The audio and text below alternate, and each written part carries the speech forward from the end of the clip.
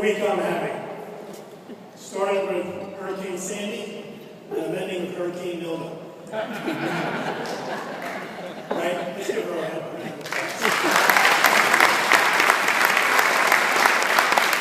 You do so much for so many, and it's clearly there's not enough we can say about what you've done with this organization over the years. And I want you to know on behalf of the city of Philadelphia how proud we are of everything you do with this organization. So thank you for that. Joe, congratulations. Did you know I was going to get the mic after you? That's all I'm asking. So let me correct the record, not that I'm bitter. But that wasn't a court case, that was an arbitration. And I've never lost a court case. And we picked a retired judge, not a current judge, who was 105 years old. And if you remember, he slept through half that arbitration. And I would periodically have to go like that, just to make sure he woke up. So if you had heard our evidence, we clearly would have won. But thank you, Joe, and in all seriousness, I've known you a long time. You've been a friend and a mentor. You are incredibly well-deserving. I came here not knowing you were getting this award. I was incredibly pleased to see you in the program, but it is incredibly well-deserved. Congratulations once again, Joe Davis.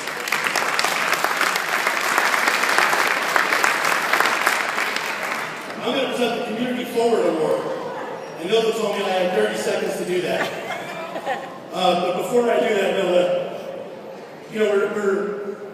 we have been through a really difficult week. And I want to say a few words about our neighbors. So the last number I saw before I came, the death toll was at 95 for the United States. And how blessed we were here in Philadelphia not to have any.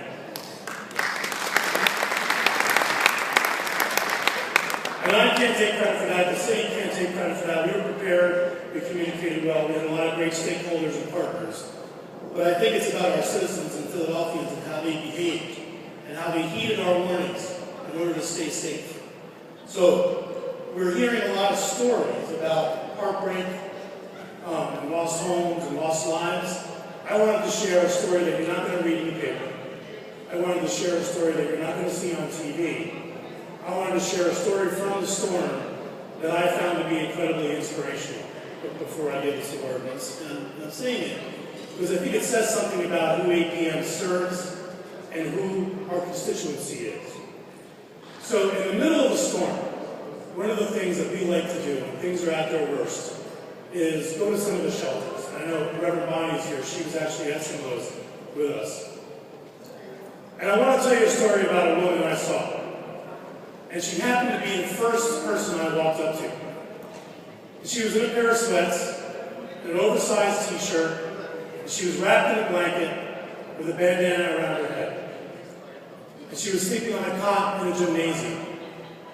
And her life had been turned upside down. She may have lost a certain portion of her belongings. And she was the first person that me and the mayor walked up to together. And I looked at her, and she's sitting up with the light of her phone, reading this huge book.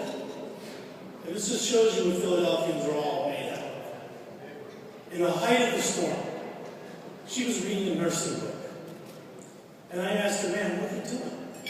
And she says to me, "I have a test in 3 days."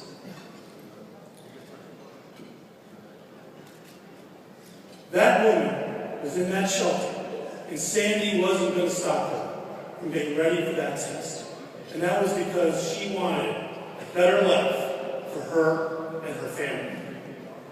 And that's what it's all about. Those are the people you serve. Those are the people you serve.